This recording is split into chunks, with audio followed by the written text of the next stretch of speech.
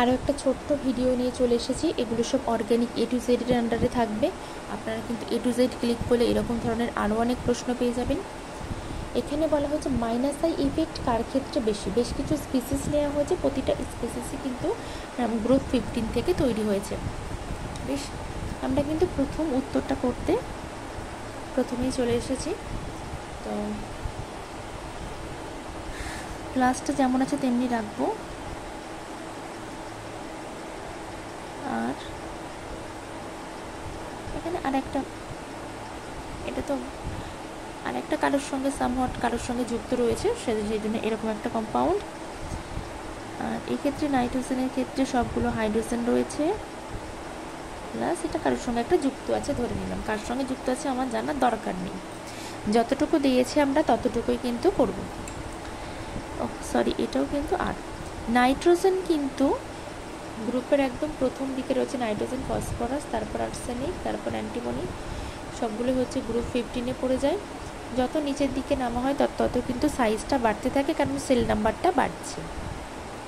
তাহলে নাইট্রোজেনের কিন্তু সাইজ খুবই ছোট, আর এগুলো কিন্তু যথেষ্ট বাল্কি সাইজের। আর গ্রুপ মানে সেটা বাল্কি সাইজ, সুতরাং এখানে কিন্তু একটা বন্ড পেয়ার কিন্তু রিপালশান হয়ে যায়। রিপালশানের দরুন এই অ্যাঙ্গেলটা আরেকটু এরকম বেড়ে যায়। তাহলে কি হচ্ছে, বন্ড পেয়ার একটা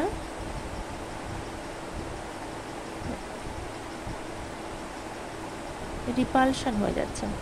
রিপালশানের দরুন bond angle high.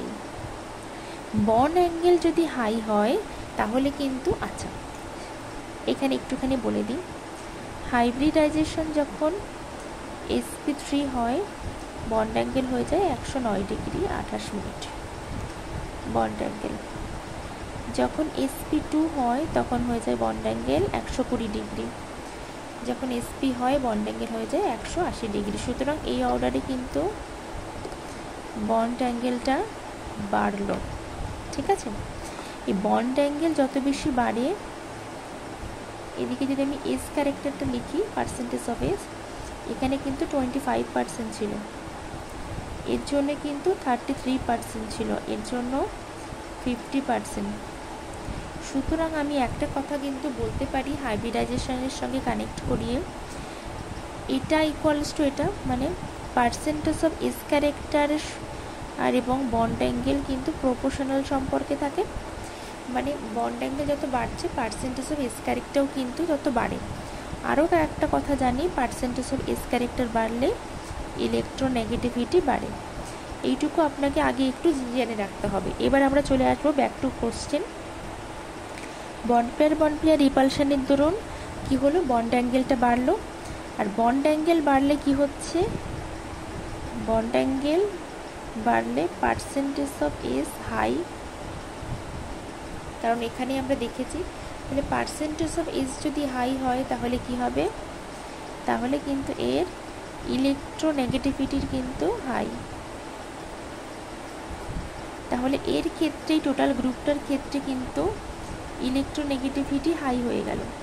Electronegativity high হওয়ার অর্থই হচ্ছে সে অনেক বেশি ড্রাগ করতে পারবে, ইলেকট্রন টানতে পারবে, পুল করতে পারবে, তার মানে সে মাইনাস আই এফেক্ট অনেক বেশি দেবে। সুতরাং কিন্তু এ অনেক বেশি মাইনাস আই এফেক্ট এর থেকে আপাত দৃষ্টিতে দেখে কিন্তু সেটা মনে হয় না। এবার আমি তার পরেরটাতে চলে যাব। এইটা বুঝতে কোনো অসুবিধা হলে ভিডিওটাকে একটুখানি আবার আগিয়ে নিয়ে দেখবেন, বুঝতে পারবেন। ভীষণ সহজ, কিন্তু আমরা নর্মালি এগুলো ভুল করি। পরেরটাতে চলে যাব। ফসফরাস দিয়ে রয়েছে, প্লাস চার্জ রয়েছে 8 8 8। ফসফরাস দিয়ে হাইড্রোজেন